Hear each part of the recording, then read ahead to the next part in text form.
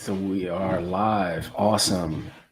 So first and foremost, thank you for all of you for tuning in today. The first thing that I for sure want to do is I want to thank the Mind Journal for collaborating with me on the topic of toxic relationships. And ultimately, if you don't know much about me, my name is Marcus Weaver, aka Weav. Um, I on top of being an entrepreneur and a husband, I am a life and relationship coach, and it's supremely important to me to talk about topics like toxic relationships because the goal is to ultimately lead to change, right?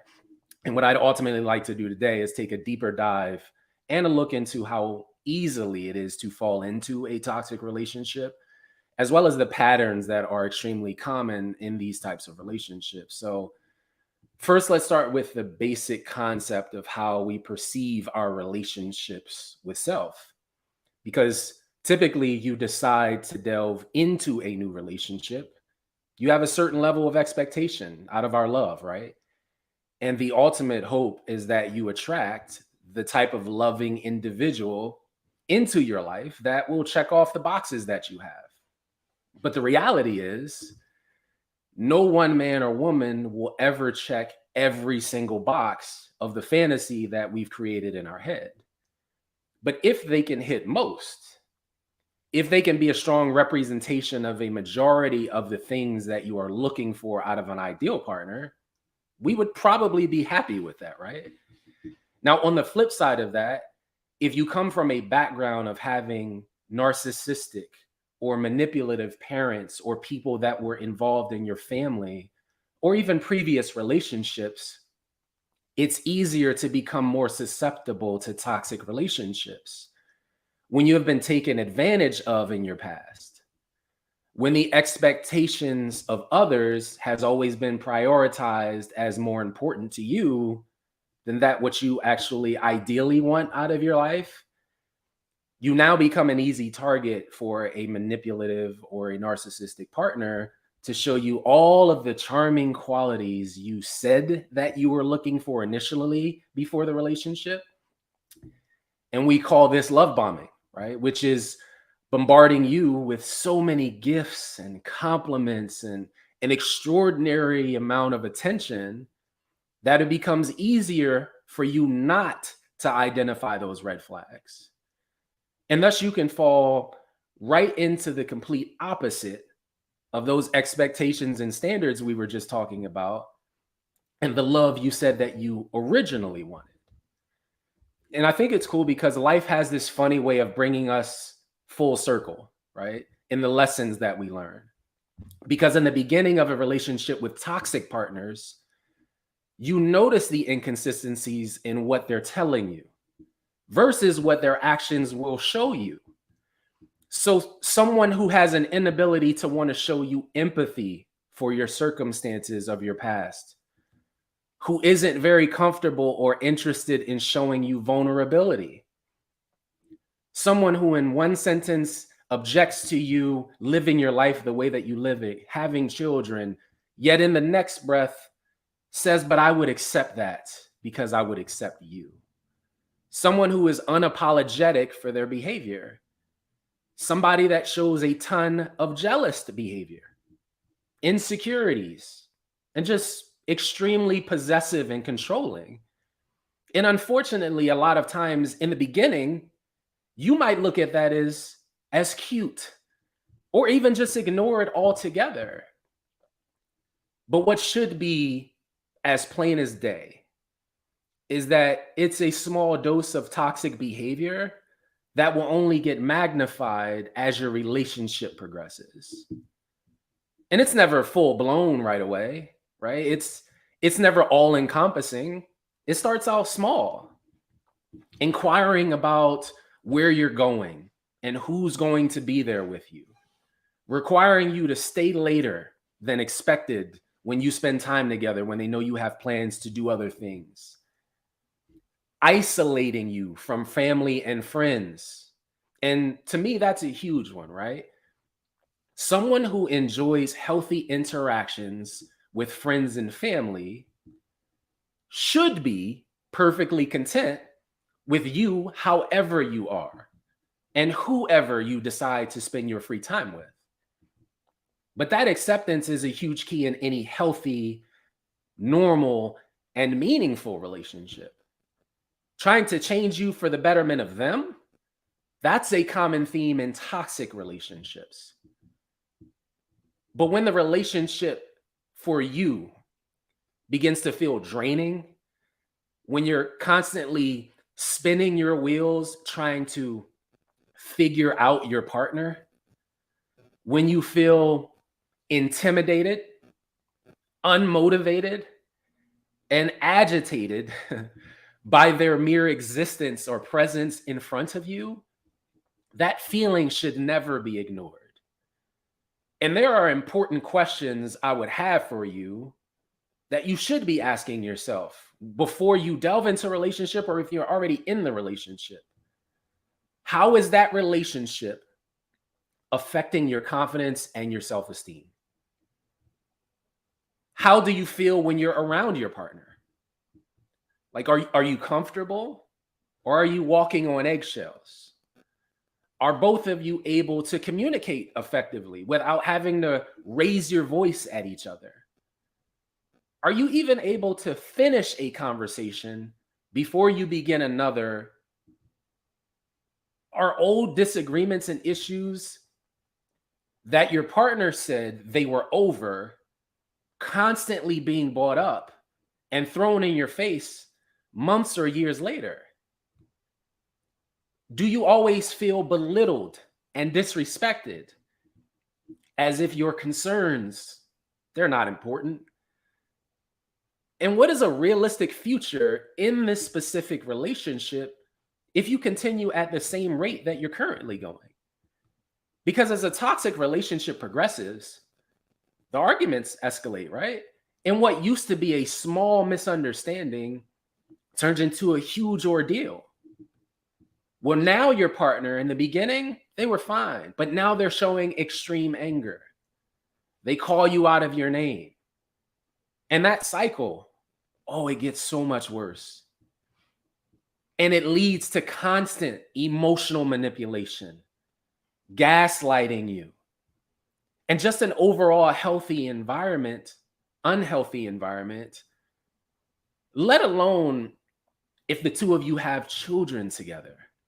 Because that puts a whole nother dynamic in them being able to see just how toxic and manipulative that relationship could be. Now it puts a strain not just on your relationship, but the entire family's relationship.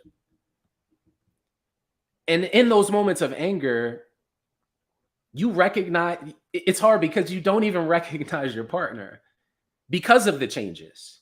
You went from a happy-go-lucky couple to a flat out ugly and volatile environment that you have to live through every day. It's kind of like, who are you and what have you done with the person I fell in love with? And the continuation continues. Breakups to makeups, arguments that lead to makeup sex, get over it. And then hours or days later, you're right back where you left off. Unhappy, unsettled, and now just all around confused about, how did I even get here in the first place?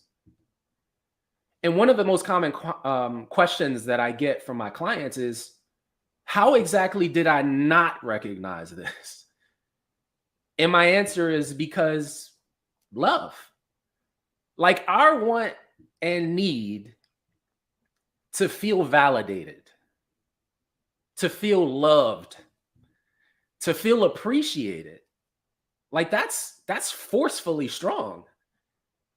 And the level of commitment that's required in a relationship, the amount of time that you invest into a relationship, we don't want to waste that. That's like investing your money. You want a return on that investment, don't you? So it's a process for sure. But it's one thing about toxic relationship that requires a differing perspective. And more importantly, a great deal of love and respect that you have for self. Because staying in a toxic or manipulative or narcissistic relationship for you shouldn't even be an option. But with all that being said, if all you have ever known in your relationships was dysfunction, if all you have ever seen or experienced is constant cheating, yelling, and arguing, then dysfunction becomes your normal. Although it is an awful place to be. But when someone makes you feel less than for so long, deep down, you know what happens to us? We begin to believe it. Just like you believe that that critique is love, and it's not.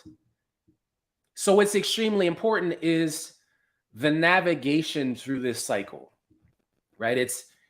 It's breaking free of the mental hurdles that are placed in front of you, which coincidentally starts with you, because only you know how you operate. You also are the only one who knows what you ultimately want and deserve. And more importantly, believing that you deserve the happiness and the peace that comes with living a fruitful and inspiring existence in the type of relationship that is communicative and open. But you can't do that with the same level of thinking that got you here, right?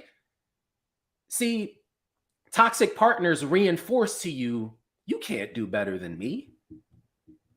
They convince you that you deserve this type of mental, emotional, or even physical abuse that you're dealing with currently. You may not even come into that relationship with the same level of thinking that you have now, yet you feel like this is the best you can do. And that couldn't be further from the truth. The real truth is, you know damn well what you deserve. And you also know that you shouldn't be here. And that becomes abundantly clear once you are able to navigate your way out of that relationship. So I think in the grand scheme of things, the question that becomes really important is, what are your goals? Not just from you, but of this relationship. Are you able to operate from a position of strength in believing and accepting that what you are caught up in with that toxic relationship will ultimately serve as a positive and productive purpose to your future? Because it's so very easy to get caught up in the whirlwind of emotions with hoping and thinking your partner will change. But it's this cycle we talked about, right? It's the going back and forth. But after how many times? How many back and forths? How many efforts? And I think the other side of that is, how much more are you even capable of giving someone? The type of energy that's required to keep maintaining how draining of an experience that you are going through. And I believe that the biggest testament we can ever make to ourselves is an agreement that you shouldn't want to accept anything less than how you would treat someone else. And to feel that you deserve to be filled with the same type of love and positivity that is important for any meaningful and positive relationship to grow. Relationships aren't some sort of competition. They're a culmination of love and genuine moments that you can hold dear as great memories, not constant arguments, of happy times, not wasteful moments that you can never get a return on. Can you make a toxic relationship work? It's possible. But that's a monumental task where you need to ask yourself, if you're currently already at your breaking point, how much more would you be willing to invest to keep going in hopes that things will work out for the best? Accepting love into your life does not mean it has to come with conditions. So you can be flexible in letting go of toxic relationships, old exes that are only around to serve a purpose of giving you validation and attention that you feel you need. But those things only bring you temporary moments of happiness. And that's nothing that would be considered sustainable. So what becomes important to you is, what's my next step? Because putting yourself first, that's great. But there is a roadmap. So if you are currently stuck in that toxic relationship and you can't find a way out, you need a support system, right? It has to be more than just the talking point of, I'm going to do this, I'm going to do this, I'm going to do this. There needs to be an action plan. There needs to be a support group you're a part of. There needs to be friends and family behind this movement. Because your happiness is what ultimately leads us to this point in life where we're like, I can't even believe that I dealt with that for so long, that I put up in that type of environment, that I was so unhappy, so drained. And you look back later and you realize how toxic, how manipulative, and you begin blaming yourself. Blaming yourself for the actions of someone else. And that's unfair to you. It's unfair to the growth that you're trying to make. So think of it this way. Your ability, your perspective, and your self-awareness are really the keys that kind of unlock that door to put you in a better position to start building something better. But one thing I always say about relationships, a relationship is not where you find happiness. It's where you share happiness. And that doesn't mean you go into a new relationship fully healed. But the hope is you can heal together. The hope is you can communicate on levels that normal functioning adults like to communicate on. And that's what helps you build. That's what helps you get past that toxic relationship phase, that cycle that you're trying to break. And that's meaningful to you. That's meaningful to your family. And that resonates in every part of our lives, doesn't it? If you are unhappy in that relationship right now, it's probably affecting every other part of your life. You're unhappy with your job. You're lashing out at your kids. You're angry at your family and your friends over the slightest of inconveniences. All because you're stuck in a toxic relationship that isn't allowing to grow you, to push you to be better, to have meaningful conversations with you that don't require that you yell and scream at the top of your lungs. It's not healthy. Yeah, take some time to vent and think about what you want to say, but it doesn't have to be communicated that way. So what I'd love to do at this point, I want to open things up to see if we have any questions in general about toxic relationships. So hang on one sec. How can I let go? So Kurt, it's so true. You can't live with toxic people, but how can I let go of a toxic relationship when I still love them? It's such a puzzle to me. So I guess there's two parts to this. The first is, if you are still in the relationship, it's difficult because you're trying to navigate your way out, right? You're trying to find yourself, be placed in a better position where the relationship is no longer, it's kind of like the emotional detachment, right? So I'm emotionally detaching myself from the relationship, but that's difficult because we all care. We all have emotions. So it's not that the process will become easier when you first leave, but it is the process of understanding that there's a lot more that you invest typically in a relationship that you realize you aren't getting a return on. Simply meaning a lot of the healthy conversations that you have with friends and family members, people you joke around with that you enjoy time with, those are people you need to surround yourself with. So letting go of a toxic person doesn't mean I go sit and sulk in the corner. It doesn't mean that I cry myself to sleep every night. It does mean, though, that it's a process. It does mean I may have some sleepless nights. I may not be hungry when I leave to go home tonight. It may be something that bothers me. I may feel the need to reach out. But detaching those emotions, and for some people, it's a few months. For some people, it's a few years, because the amount of time that you put in, you don't take that for granted. Unfortunately, if the relationship, though, is no longer serving a purpose that's allowing you to get better, you also understand it's kind of the only decision that you have to make. So don't look at it as, hey, if I don't do this in 3 weeks, I'll never get over them. No, because you may be driving to work one day and a sad song comes on and it throws you out of out of whack, and now you're crying sitting in your car before you go clock in for work. That's how that works. But that's love, right? That question that I get, like, love requires that, hey, it's going to be some heartbreaking moments that I'm going to have to go through. But what kind of support do I have around me?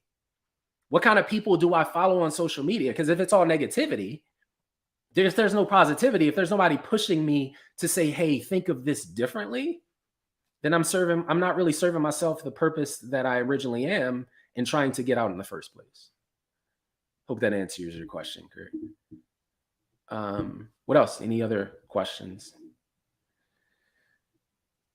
Attached. Do I believe demons are attached? I'm going to take a little sarcasm in that. I actually do appreciate. So the question is, do you believe demons are attached? No, but I do believe that there are people who, for example, narcissistic people, they can't help but be who they are. And narcissistic people lack empathy.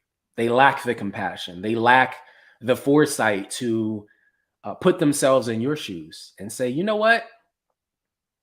If I were them, I would be upset about this situation. I would be angry that I didn't handle whatever my partner asked for me to handle. So you know what? I was wrong, right? They don't like to apologize. They don't like to take accountability. So I wouldn't go as far as say demons, but I would say that some people are inconsiderate a-holes who only care about putting themselves in a position to make themselves look good. And a lot of times that happens in relationships. It's not even about the fact that they were upset about what the occurrence was. It's the fact that you made them look bad. You made me look bad, right? And I believe those people have a tad bit of evil when they manipulate you, when they constantly trigger you, when they bring up things that they know that bother you. Those are people who are purposefully trying to hurt you. And if you have somebody in your life who's purposely trying to hurt you, probably not somebody you want to keep in your life. So, but I appreciate the question. What else? Any other questions about toxic relationships at all?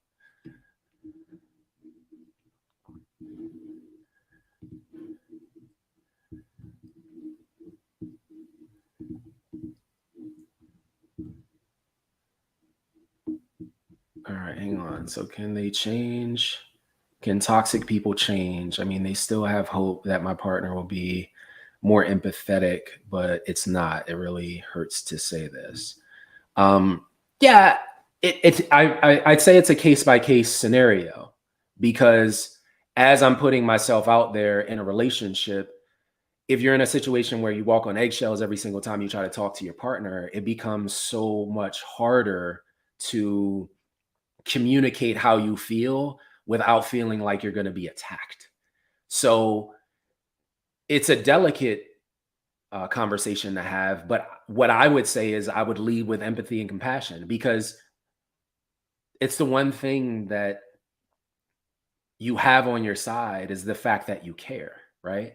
And my hope is, if I'm bringing this to my partner and I sit them down and we have this hard conversation about what it is that's really bothering me, how are we going to effectively communicate if you don't want to hear me out? If I say, hey, you know what, Jane, I have this really serious topic I do want to talk to you about. I want us to have time. I want us to have time where we sit aside and we just have this conversation, because it's really something that's been bothering me. It's really something that's been on my mind, and I want your support behind it, right? Because if you have someone that's constantly not caring about your feelings or your emotions or the questions you have or the concerns that you have, and you've tried multiple different ways, then the fact is you may need to stop trying the way you have been trying. And it may take some distance in order for them to get it through their head, or potentially you walking away for them to actually realize, you know what, I might be losing someone that I truly love, or I'm okay with them leaving because I never cared. I only cared about the energy I was sapping out of them every single day. So thank you for the question. Oh, there was another one here. I mean, it is useless to try to understand what didn't work. Is it better to stop connecting with my friend that I love and want to share my life with when she only sees me as a brother? Is it better to stop connecting with my friend that I love?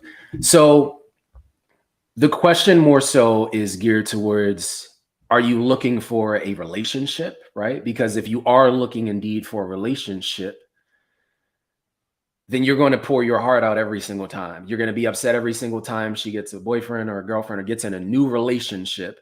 So you're putting yourself out there, or maybe you haven't put yourself out there. So I'll take it from both sides. If you put yourself out there and you've said to your friend, hey, listen, I think this is something that can really grow for us.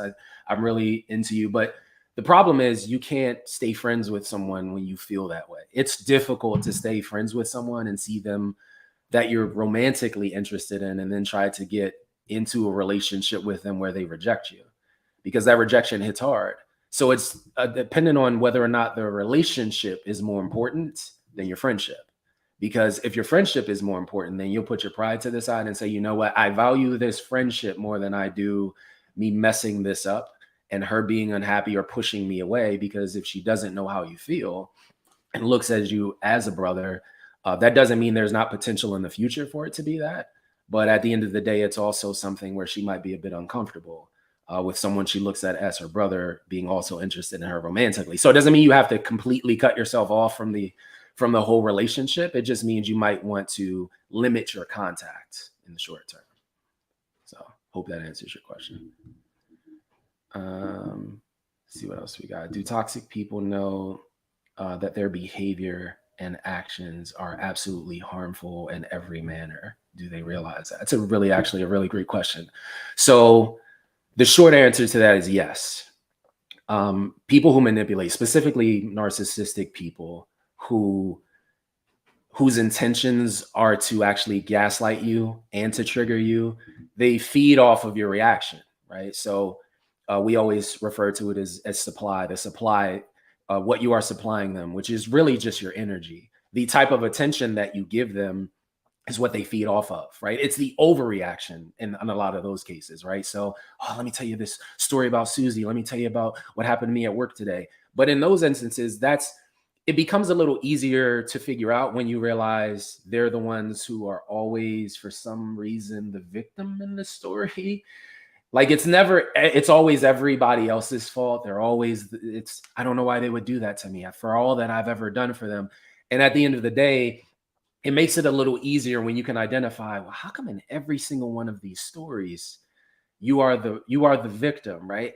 And even when it's a situation where they get into an argument or they're upset with you about something, they don't care, because the empathy is all that really matters. And you ultimately are the one who winds up apologizing because you feel bad, because what manipulative and narcissistic people would then do is give you the silent treatment. I'm just not going to talk to you. And that's their way of manipulating you into apologizing for something you probably had nothing to do with in the first place, for a situation you might not have even involved with, but because you didn't give them the reaction that they were looking for. That's why they constantly gaslight. That's why they constantly feed you with lines of different things to try to get a reaction out of you. That makes them smile on the inside. They may not do it to your face, but that makes them happy on the inside. So when you walk away angry and upset and and flustered and don't know what to do when you leave that, oh, they feel good about themselves. So to answer your question, yes. To make a long answer short and a short question long, like that, at the end of the day, they absolutely know what they're doing to get under your skin. It's not something that's beyond them where they can't say, "Oh, well, I think that she's getting really upset." Oh, they realize. They absolutely realize. So that's a really good question. What else we got?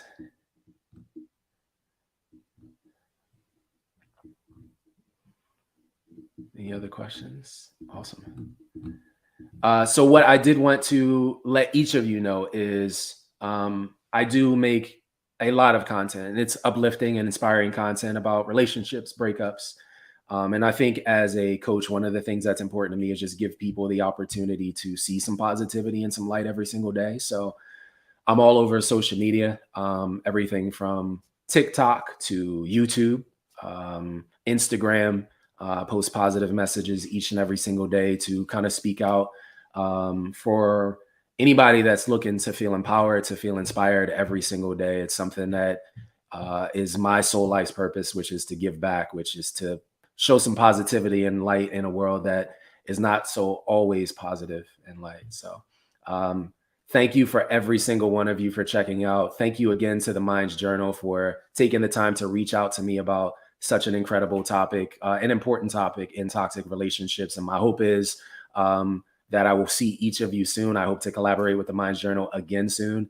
And hopefully you'll come follow me on social media and we could connect that way. So thank you to all of you for tuning in today. I'm signing out.